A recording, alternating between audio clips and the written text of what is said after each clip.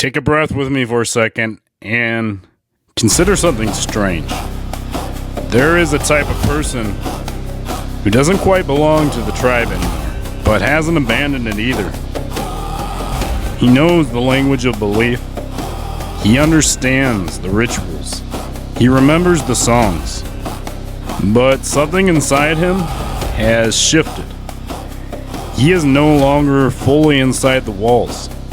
Yet, he's not standing outside throwing stones. He stands in the doorway. Anthropologists call this liminality, the threshold space during a rite of passage. Young might call it individuation. When a person begins separating from the collective identity to discover their own soul. But myth has always known this figure, the wanderer, the exile who isn't banished, but chooses to walk. He is uncomfortable to skeptics because he hasn't rejected mystery. He carries reverence without obedience, curiosity without rebellion, conviction without certainty. He is not empty. He is becoming. And becoming always happens in the in-between. Welcome back, my fellow strangers, to another episode of Traversing the Strange World. I'm your host, Isaiah Danberry, and this is another Thursday Journal, Notes from the Strange World. This is an episode about the folks on the in-between. We're going to go into spiritual journey from fundamentalist to, well, somebody who doesn't necessarily fit within the confines of a particular religious identity. We're going to be talking about the folks hanging out on the in-between, the unaffiliated, the ones that statistics call the nuns, those who are spiritual, but when it comes to a religion, they identify with none of them. But they're not quite exited from spirituality. They stand on the in-between, in the doorway. So for my story, before I was the man standing in the doorway, I was the young man inside the sanctuary. Not halfway inside, all the way. I was studious, homeschooled, immersed. I grew up in a community called the Messianic Hebrew Roots Movement. At a young age, through convictions of purity culture, around 13, I started taking my religion and the convictions of my community, what I was taught, very seriously. For quite some time, in the middle of my teenage years, I quit watching TV and I immersed myself in the Bible rigorously. We're talking about studying the Bible roughly 3 hours a day. By the time I was 20, I had read the entire Bible roughly 12 times. Not skimmed it, read it, marked it, memorized it. I wasn't casually religious. I was devoted. I was active in my congregation. I was engaged in the theology. And as I said before, very concerned with purity. Most importantly, concerned with the truth. As many, I believe the stakes were eternal. And when you believe that, you don't take doctrine lightly. Looking back, I see something important. I wasn't brainwashed. I was sincere. But I was also sheltered. When your entire intellectual ecosystem reinforces one narrative, you don't even realize it's an ecosystem. It just feels like reality. I began reading historians, biblical scholars, textual critics, and I wanted to know about the makeup of the Bible. According to them, where did it come from? Who compiled it? How did these doctrines form? What was happening politically when these letters were written? And that's when the cracks appeared, not in God, but in the packaging of which I'd been handed God. Scripture was framed in ways that historians would call selective, at the very least. How power structures benefited from particular interpretations that many have adopted throughout the years. Started seeing the propaganda within the text, even subtle forms of it. Once you see that, you can't unsee it. But here's what truly shifted me away from fundamentalism. It wasn't criticism, it was hope. I started meeting all kinds of people of various spiritual walks of life. I spent a decent amount of my time sitting in a study with a Hasidic rabbi. All the people I met had a familiar kindness that existed within my own spiritual community. A same level of thoughtfulness that was also very familiar. Helpful hands. People who loved their family deeply and who sought justice and who pursued goodness. And they didn't believe what I believed. That unsettled me more than any scholarly argument, because if goodness wasn't monopolized by my tribe, then maybe God wasn't either. And that realization, it didn't make me angry, it made me curious. But within the confines of fundamentalist religion, curiosity isn't welcome. And at this point, I was full of questions, earnest ones. I no longer saw the Bible as a black and white narrative dropped from heaven. I began seeing it as something far more human, a long cultural snowball, layer upon layer of stories, poems, laws, letters, different authors, different contexts, different anxieties, different visions of the divine, sometimes harmonious, sometimes in tension, and shaped. But here's what surprised me. It didn't make me cynical.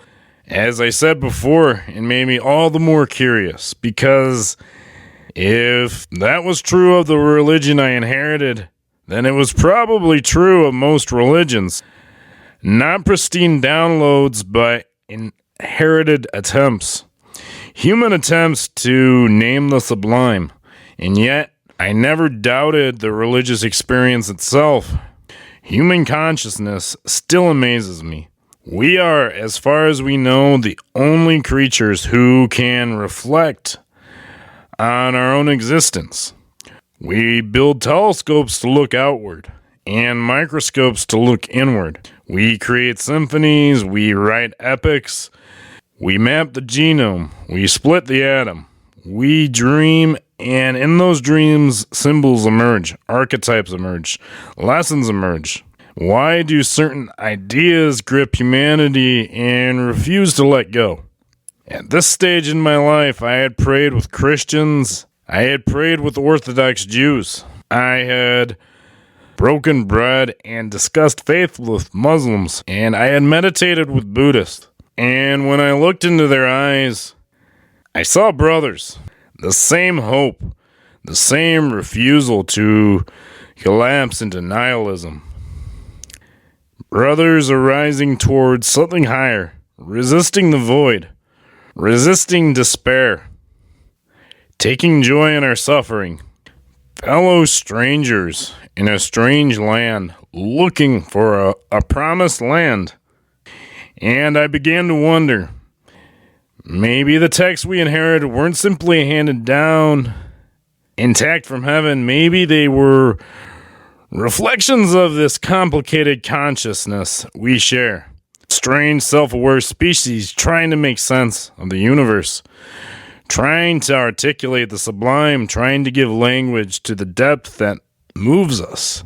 And maybe that movement, that upward striving, that inspiration, that mysterious current with consciousness that keeps pushing us toward meaning, toward goodness, and toward transcendence.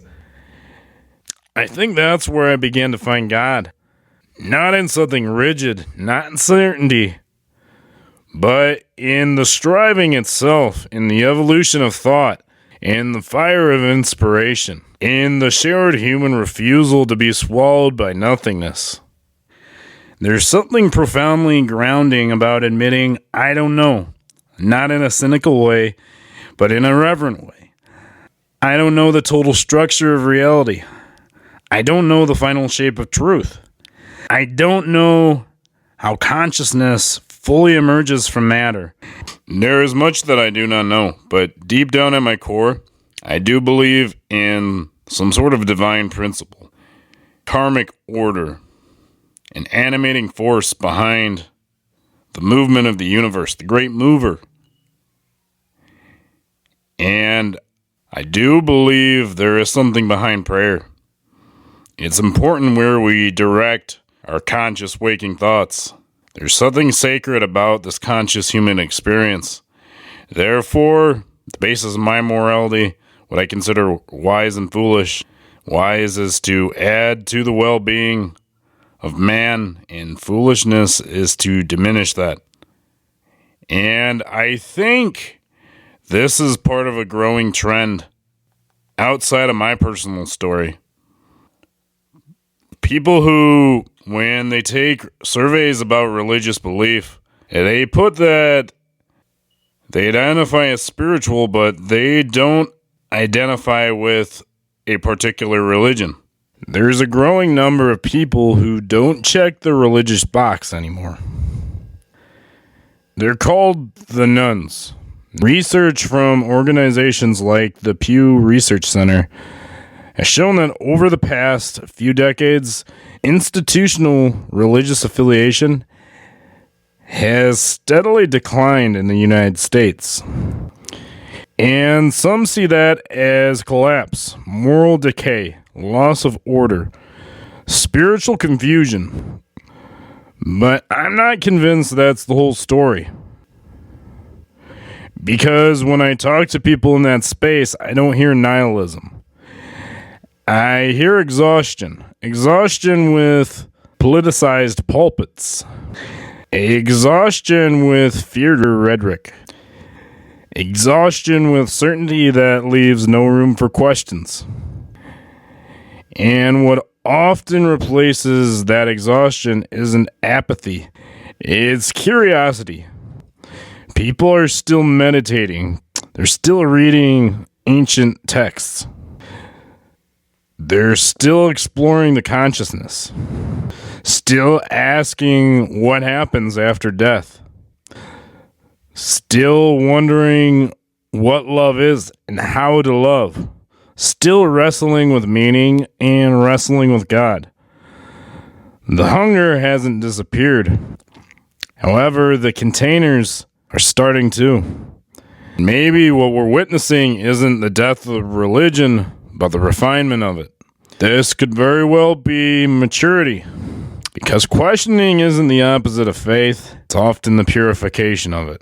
Progress isn't the enemy of mystery, it can be the sharpening of it. Science doesn't shrink the sacred, it expands the horizon of what we don't yet understand. And maybe the nun generation has the potential to weave something new. Not a rejection of the past, but a marriage. A marriage between the reverence and reason. Between discipline and depth. Between tradition and transparency. Between ancient wisdom and modern knowledge. But honoring the entirety of the human conversation. The mystics, the scientists, the prophets, skeptics, the philosophers, the therapists, the artists, all of them circling the same light through different shapes. Then what we're living through isn't spiritual decline, it's integration. And integration is always messy before it becomes beautiful. The bridge shakes a little before it steadies. But if we stand long enough, if we remain humble enough, if we keep our eyes on the light behind the curtain, we might just see a clear shape emerge. Not the final one, but a better one. And maybe that's all any generation is meant to do. Move toward the light without pretending that we own it or fully understand it. Alright, my fellow strangers, I hope you enjoyed this installment of the Thursday Journal. Notes from the Strange World. And go ahead and like and subscribe if you feel so inclined while you're around. And check out the Traversing the Strange World Facebook page, which you will find in the episode description. Alright, if you are a fellow stranger hanging out on the in-between in this strange land trying to make sense of things, go ahead and tell me your story in the comments down below. I would love to hear it. But until next time, let's keep traversing this strange world. Let's always be inquisitive, always be curious. We were just thrown into this life thing, we just woke up here. let's remember to be neighborly to folks, because at the end of the day, we're all just strangers in a strange land looking for the promised land. Till next time, peace.